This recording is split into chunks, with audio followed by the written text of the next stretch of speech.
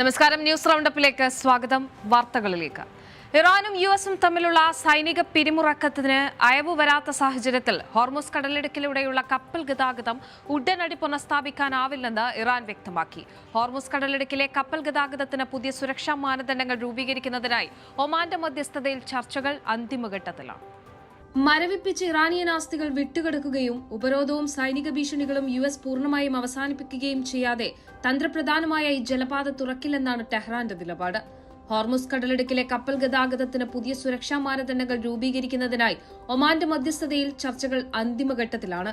എന്നാൽ സാങ്കേതികവും നാവികവുമായ ധാരണകൾ കൊണ്ട് മാത്രം പ്രശ്നം പരിഹരിക്കപ്പെടില്ലെന്ന് ഇറാൻ വിദേശകാര്യമന്ത്രി അബ്ബാസ് അറാഗ്ചി വ്യക്തമാക്കി.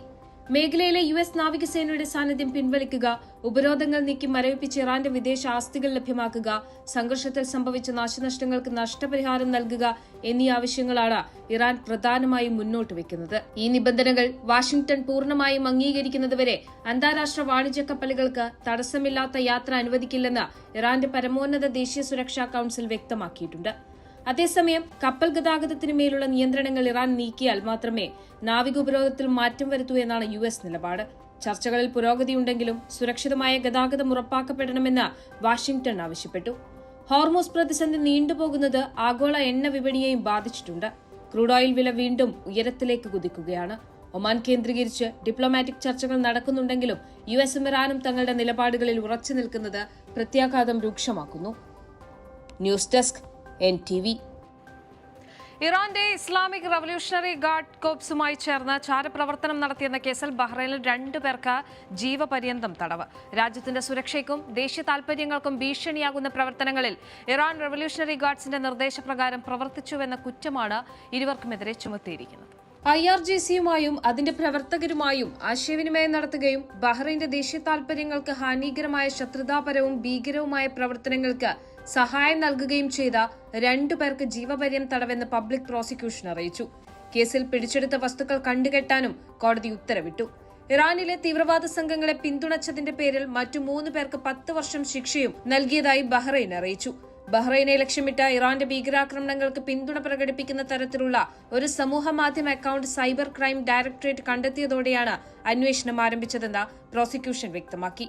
അക്കൌണ്ട് കൈകാര്യം ചെയ്തിരുന്നയാളെ അന്വേഷണ ഉദ്യോഗസ്ഥർ അറസ്റ്റ് ചെയ്തു. അക്കൌണ്ട് താനാണ് നിയന്ത്രിച്ചിരുന്നതെന്നും രാജ്യത്തിന്റെ പുറത്തുള്ള മറ്റൊരു പ്രതിയുമായി ആശയവിനിമയം നടത്തിയിരുന്നുവെന്നും പ്രതി സമ്മതിച്ചതായി അധികൃതർ അറിയിച്ചു. ബഹ്റൈനിൽ നിന്നുള്ള വിവിധ സ്ഥലങ്ങളുടെ വിവരങ്ങളും മറ്റും ഇയാൾ പുറത്തുള്ള പ്രതിക്ക് കൈമാറിയതായും അന്വേഷണത്തിൽ കണ്ടെത്തി. പ്രതിയുടെ ഇലക്ട്രോണിക് ഉപകരണങ്ങളിൽ നടത്തിയ ഫോറൻസിക് പരിശോധന, സാക്ഷിമൊഴികൾ, പ്രതിയുടെ തന്നെ മൊഴികൾ എന്നിവ കുറ്റം തെളിയിക്കുന്നതിന് സഹായകമായി. NTV, Bahrain. UAE-യിൽ കൊടും വേനലിന്റെ അവസാന ഘട്ടത്തിന് തുടക്കമായി. ഇന്ന് അൽ ഖുലൈബിൻ നക്ഷത്രം ഉദിച്ചതോടെയാണ് അറേബ്യൻ ഉപദ്വീപിലെ പരമ്പരാഗത വേനൽക്കാലമായ അൽ ഖൈസ് അവസാന ഘട്ടമായ മറാഖിയാത്ത് അൽ ഖലായിദ് ആരംഭിച്ചത്. തീരപ്രദേശങ്ങളിൽ ഉൾപ്പെടെ താപനില ക്രമേണ കുറയാൻ തുടങ്ങുമെന്ന് കാലാവസ്ഥാ നിരീക്ഷണ കേന്ദ്രം അറിയിച്ചു. മണിക്കൂറിൽ 40 കിലോമീറ്റർ വരെ വേഗത്തിൽ കാറ്റ് വീശാനും പൊടിക്കാറ്റിനും സാധ്യതയുണ്ട്. ഈ മാസം UAE-യിൽ ചൂടിനൊപ്പം ഈർപ്പവും ശക്തമായിരിക്കും. ഇന്ത്യൻ കാലാവസ്ഥാ വ്യവസ്ഥയുമായി ബന്ധപ്പെട്ട സീസണൽ ന്യൂനമർദ്ദവും തെക്ക് പടിഞ്ഞാറൻ മേഖലകളിലെ താപന്യൂനമർദ്ദവും രാജ്യത്തെ കാലാവസ്ഥയെ സ്വാധീനിക്കും. കിഴക്കൻ തെക്കൻ മേഖലകളിൽ ഉച്ചയ്ക്ക് ശേഷം സംവഹന മേഘങ്ങൾ രൂപപ്പെട്ട് മഴ ലഭിക്കാനും സാധ്യതയുണ്ടെന്ന് അധികൃതർ അറിയിച്ചു.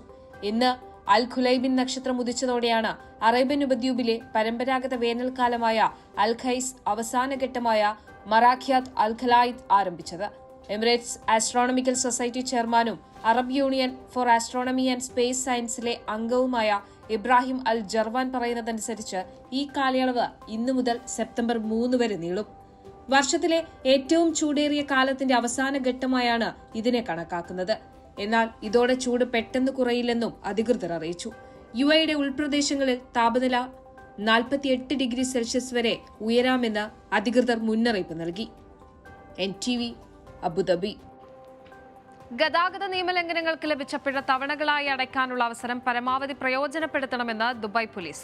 ട്രാഫിക് ഫൈനുകൾ കുമിഞ്ഞുകൂടി വലിയ തുകയാകുന്നത് ഒഴിവാക്കാൻ ഇത് സഹായിക്കുമെന്നും പോലീസ് പറഞ്ഞു. ദുബായ് ഇക്കണോമി ആൻഡ് ടൂറിസം വകുപ്പിലെ ജീവനക്കാർക്കായി സംഘടിപ്പിച്ച ശില്പശാലയിലാണ് ദുബായ് പോലീസ് ഇക്കാര്യം ഓർമ്മിപ്പിച്ചത്. അധിക സാമ്പത്തിക ബാധ്യതയില്ലാതെ പിഴ അടയ്ക്കാവുന്ന രീതിയിലാണ് തവണ വ്യവസ്ഥകൾ ക്രമീകരിച്ചിരിക്കുന്നത്. പിഴ അടയ്ക്കാതെ കൂട്ടിവയ്ക്കുന്നത് സാമ്പത്തിക ബാധ്യതയ്ക്ക് പുറമെ നിയമ നടപടികൾക്കും കാരണമാകും. സൗദിയിൽ ക്രെഡിറ്റ് കാർഡ് ഉപയോഗിച്ച് ഡിജിറ്റൽ വാലറ്റുകൾ ടോപ്പ് അപ്പ് ചെയ്യാൻ ഭൂരിഭാഗം ബാങ്കുകളും സർവീസ് ചാർജ് ഏർപ്പെടുത്തി. ഏറ്റവും ഒടുവിൽ റിയാദ് ബാങ്കാണ് സർവീസ് ചാർജ് പ്രഖ്യാപിച്ചത്. ടോപ്പ് അപ്പ് ചെയ്യുന്നതിന് 75 റിയാൽ വരെയാണ് പരമാവധി നിരക്ക്. സെപ്റ്റംബർ മുതൽ സൗദിയിൽ ഭൂരിഭാഗം ബാങ്കുകളും ക്രെഡിറ്റ് കാർഡ് ഉപയോഗിച്ചുള്ള ടോപ്പ് അപ്പിന് ചാർജ് ഈടാക്കി തുടങ്ങും. 2500 റിയാൽ വരെയുള്ള ഇടപാടുകൾക്ക് തുകയുടെ 3% ട്രാൻസ്ഫർ ചാർജ്. 2500 റിയാൽ അല്ലെങ്കിൽ അതിൽ കൂടുതലുള്ള ഇടപാടുകൾക്ക് പരമാവധി 75 റിയാൽ വരെയുമാണ് നിരക്ക്. ക്രെഡിറ്റ് കാർഡ് ഉപയോഗിച്ചുള്ള പണമയക്കൽ വർദ്ധിച്ച സാഹചര്യത്തിലാണ് ഈ നീക്കം. സൗദിയിൽ നിന്നും പ്രവാസികൾ ഭൂരിഭാഗവും പണം ട്രാൻസ്ഫർ ചെയ്യാൻ ഉപയോഗിക്കുന്നത് ഡിജിറ്റൽ ബാങ്കുകളാണ്. ഫ്രീ ട്രാൻസ്ഫർ റേറ്റും മികച്ച റേറ്റും ഉടനടിയുള്ള ട്രാൻസ്ഫറുമാണ് ഇതിന് കാരണം. ഇതിനായി പണം ആദ്യം ഡിജിറ്റൽ വാലറ്റുകളിലേക്ക് ടോപ്പ് അപ്പ് ചെയ്യുന്നതാണ് രീതി. ഇതിൽ സാധാരണ ബാങ്ക് കാർഡുകളോ അക്കൗണ്ടോ ഉപയോഗിച്ച് പണം ടോപ്പ് അപ്പ് ചെയ്യുന്നതിന് നിലവിലെ രീതി തുടരും. അതേസമയം ക്രെഡിറ്റ് കാർഡിൽ നിന്നും പണം ടോപ്പ് അപ്പ് ചെയ്യാൻ ഇനി ട്രാൻസ്ഫർ ചാർജ് ഉണ്ടാകും. സൗദിയിലെ റിയാദ് ബാങ്ക് ഉൾപ്പെടെ ഭൂരിഭാഗം ബാങ്കുകളും ഇത് സംബന്ധിച്ച നിർദ്ദേശം നൽകിക്കഴിഞ്ഞു. ക്രെഡിറ്റ് കാർഡിൽ നിന്ന് പണമായി തുക പിൻവലിക്കുന്നതിനും നിലവിൽ ചാർജുകളുണ്ട്. NTV Riyadh. Dubai Roads and Transport Authority സംഘടിപ്പിക്കുന്ന 14ാമത് ദുബായ് അവാർഡ് ഫോർ സസ്റ്റൈനബിൾ ട്രാൻസ്പോർട്ടിലേക്ക് നാമനിർദ്ദേശങ്ങളുടെ പ്രവാഹം. ജൂലൈ 31-ന് നാമനിർദ്ദേശങ്ങൾ സമർപ്പിക്കാനുള്ള സമയം അവസാനിപ്പിച്ചപ്പോൾ പ്രതീക്ഷിച്ചതിലും 400% അപേക്ഷകൾ ലഭിച്ചതായി അധികൃതർ അറിയിച്ചു. വിവിധ വിഭാഗങ്ങളിലായി 750-ലധികം എൻട്രികളാണ് ഇത്തവണ RTAയുടെ 14ാമത് ദുബായ് അവാർഡ് ഫോർ സസ്റ്റൈനബിൾ ട്രാൻസ്പോർട്ടിലേക്ക് രജിസ്റ്റർ ചെയ്തത്. UAEക്ക് പുറമെ മിഡിൽ ഈസ്റ്റ്, നോർത്ത് ആഫ്രിക്ക മേഖലയിലെ വിവിധ സർക്കാർ, അർദ്ധ സർക്കാർ സ്ഥാപനങ്ങൾ, സ്വകാര്യ കമ്പനികൾ, സർവകലാശാലകൾ, ഗവേഷണ കേന്ദ്രങ്ങൾ എന്നിവയിൽ നിന്ന് വലിയ പങ്കാളിത്തമാണ് അവാർഡിന് ലഭിച്ചത്. സുസ്ഥിര ഗതാഗത മേഖലയിലെ മികച്ച മാതൃകകളെ പ്രോത്സാഹിപ്പിക്കുന്നതിൽ ഈ പുരസ്കാരത്തിനുള്ള പ്രാധാന്യമാണ് അപേക്ഷകരുടെ വർധനവ് കാണിക്കുന്നതെന്ന് RTA strategy and corporate governance sector CEOയും അവാർഡ് ഓർഗനൈസിംഗ് കമ്മിറ്റി ചെയർപേഴ്സണുമായ മൂന അൽ ഉസൈമി പറഞ്ഞത്. എല്ലാ എൻട്രികളും സുതാര്യവും കൃത്യവുമായ മാനദണ്ഡങ്ങൾ മുൻനിർത്തി വിലയിരുത്തുമെന്നും ഏറ്റവും മികച്ചതും പ്രായോഗികവുമായ പദ്ധതികൾ തെരഞ്ഞെടുക്കുമെന്നും അധികൃതർ കൂട്ടിച്ചേർത്തു. ഇത്തവണ പുരസ്കാര ഘടനയിൽ വിപുലമായ മാറ്റങ്ങളാണ് വരുത്തിയിട്ടുള്ളത്. അവാർഡുകളുടെ എണ്ണം 12 ഉയർത്തി. എലൈറ്റ്, സസ്റ്റൈനബിലിറ്റി, ഇൻക്ലൂസിവിറ്റി, ഇന്നൊവേഷൻ എന്നീ 4 പ്രധാന വിഭാഗങ്ങളിലായാണ് പുരസ്കാരങ്ങൾ നൽകുന്നത്.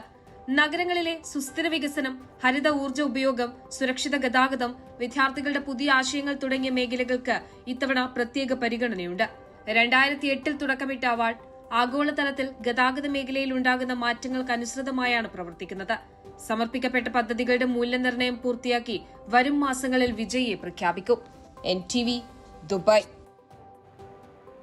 UAE president Sheikh Mohammed bin Zayed Al Nahyan അബുദാബിയിലെ മുഷ്രിഫ് മാളിലുള്ള ലുലു ഹൈപ്പർ മാർക്കറ്റ് സന്ദർശിച്ചു. പ്രതിസന്ധിയുടെ ഘട്ടത്തിൽ ഭക്ഷ്യവസ്തുക്കളുടെയും അവശ്യ സാധനങ്ങളുടെയും വിതരണം തടസ്സപ്പെടാതെ ഉറപ്പാക്കുകയും വിപണിയിൽ വിലസ്ഥിരത നിലനിർത്താൻ നടപടികൾ സ്വീകരിക്കുകയും ചെയ്ത ലുലു ഗ്രൂപ്പിന്റെ പ്രവർത്തനങ്ങളെ അദ്ദേഹം നേരിട്ട് അഭിനന്ദിച്ചു. രാജ്യത്ത് സാധനങ്ങളുടെ ലഭ്യത ഉറപ്പാക്കുന്നതിനൊപ്പം ഉപഭോക്താക്കൾക്ക് താങ്ങാനാകുന്ന വിലയിൽ അവശ്യവസ്തുക്കൾ ലഭ്യമാക്കുന്നതിൽ സ്വകാര്യ മേഖലയ്ക്കുള്ള പങ്കും സന്ദർശനം അടിവരയിട്ടു. പ്രതിസന്ധി ഘട്ടങ്ങളിലും ജനങ്ങളുടെ ആവശ്യങ്ങൾക്കൊപ്പം നിലനിൽക്കുകയും ഭക്ഷ്യസുരക്ഷയും വിപണിയിലെ സ്ഥിരതയും ഉറപ്പാക്കാൻ സഹകരിക്കുകയും ചെയ്ത ലുലു ഗ്രൂപ്പിന്റെ നേതൃത്വത്തെയും ജീവനക്കാരെയും അഭിനന്ദിച്ചു. Lulu Group chairman MA Yusuf അലിയും മറ്റു ഉയർന്ന ഉദ്യോഗസ്ഥരും അദ്ദേഹത്തെ സ്വീകരിച്ചു.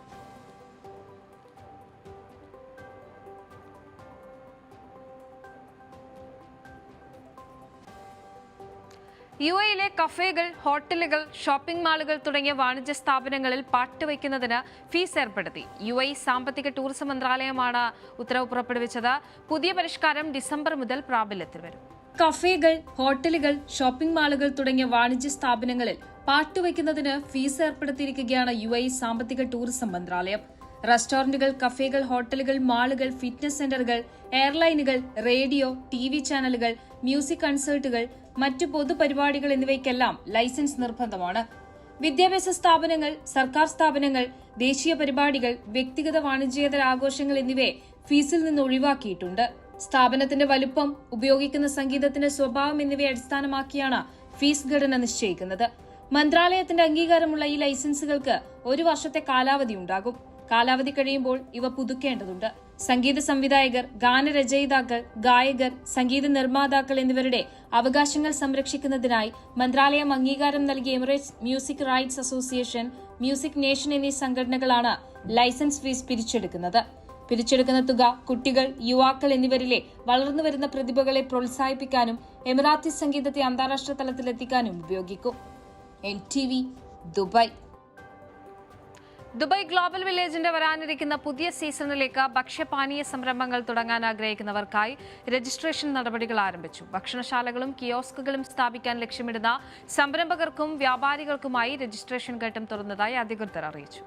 ദുബായ് ഗ്ലോബൽ വില്ലേജിൽ ഭക്ഷണശാലകളും കിയോസ്കുകളും സ്ഥാപിക്കാൻ ലക്ഷ്യമിടുന്ന സംരംഭകർക്കും വ്യാപാരികൾക്കുമായി രജിസ്ട്രേഷൻ ഘട്ടം തുറന്നതായി അധികൃതർ അറിയിച്ചു. പ്രാദേശിക അന്തർദേശീയ ഫുഡ് ബ്രാൻഡുകൾക്ക് ബിസിനസ് വിപുലീകരണത്തിന് മികച്ച അവസരമാണ് ഇതിലൂടെ ഒരുങ്ങുന്നത്. ഔദ്യോഗിക ബിസിനസ് പോർട്ടൽ വഴി അപേക്ഷകൾ സ്വീകരിച്ചു തുടങ്ങിയതായി ഗ്ലോബൽ വില്ലേജ് മാനേജ്മെന്റ് വ്യക്തമാക്കി. സ്ട്രീറ്റ് ഫുഡ് സ്റ്റാളുകൾ, കിയോസ്കുകൾ, ഫുഡ് ട്രക്കുകൾ, ഫുൾ സർവീസ് റെസ്റ്റോറന്റുകൾ എന്നിവ ഉൾപ്പെടെയുള്ള വിവിധ രീതിയിലുള്ള സംരംഭങ്ങൾക്ക് രജിസ്റ്റർ ചെയ്യാൻ അവസരമുണ്ട്. ഭക്ഷണത്തിന്റെ ഗുണനിലവാരം, വേറിട്ട മെനു, സാംസ്കാരിക തനിമ, പ്രവർത്തനക്ഷമത എന്നിവ മുൻനിർത്തിയായിരിക്കും അപേക്ഷകൾ പരിശോധിക്കുന്നത്. തിരഞ്ഞെടുക്കപ്പെടുന്ന ബിസിനസ് പങ്കാളികൾക്ക് ആവശ്യമായ അടിസ്ഥാന സൗകര്യങ്ങൾ, ലൈസൻസിംഗ് സഹായങ്ങൾ, ലോജിസ്റ്റിക്സ് പിന്തുണ എന്നിവ ഗ്ലോബൽ വില്ലേജ് അധികൃതർ ലഭ്യമാക്കും. ദുബായ് മുനിസിപ്പാലിറ്റിയുടെ മാനദണ്ഡങ്ങൾ പാലിച്ചാണ് പ്രവർത്തനാനുമതി നൽകുന്നത്. കഴിഞ്ഞ സീസണിൽ 200-ലധികം ഭക്ഷ്യശൃംഖലകളും സ്റ്റാളുകളുമാണ് ഗ്ലോബൽ വില്ലേജിൽ പ്രവർത്തിച്ചിരുന്നത്.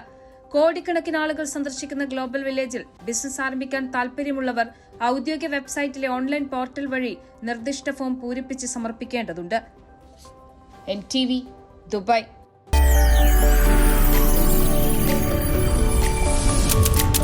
NTV UAE to the world.